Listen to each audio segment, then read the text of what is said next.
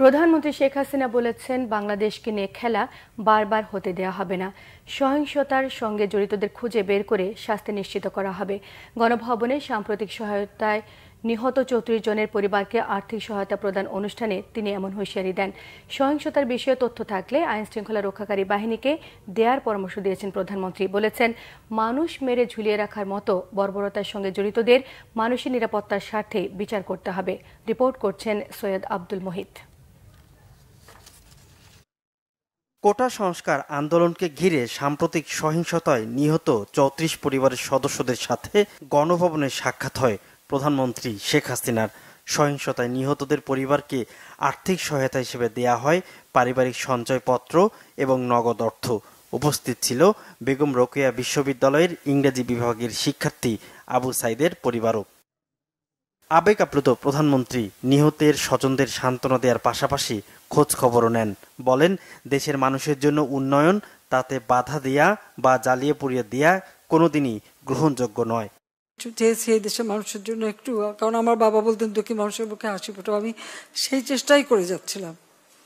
কিন্তু এই যে বারবার যে এই ধরনের ঘটনা ঘটাবে, এই সন্ত্রাসী ঘটনা ঘটাবে, এটা তো কাম্য না। আর মানুষ কি দোষ করলো যেভাবে মানুষ খুন করতে হবে? মানুষ খুন করে সরকার পতন, এটা কবে হয়, কখন হয়? সাধারণ মানুষ কি দোষ করেছে? আমি আসলে আপনাদেরকে আমি কি বলে সান্ত্বনা দেব? আমি একটু বলবো যে আমি আপনাদের মতনই একজন, বাবা মা ভাই হারানো সেই এতিম।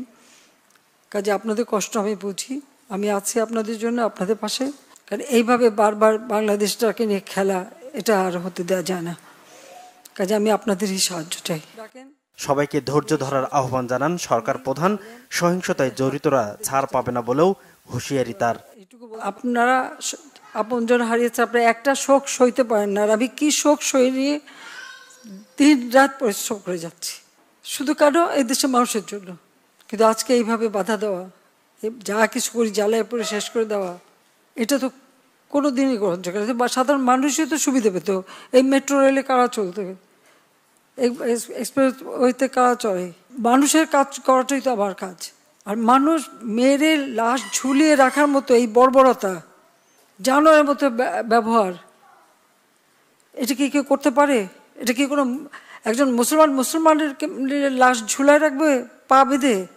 যারা এগুলির সাথে জড়িত অবশ্যই তাদের বিচার হবে, তাদের বিচার করতে হবে, নইলে মানুষের নিরাপত্তা দেওয়া যাবে না।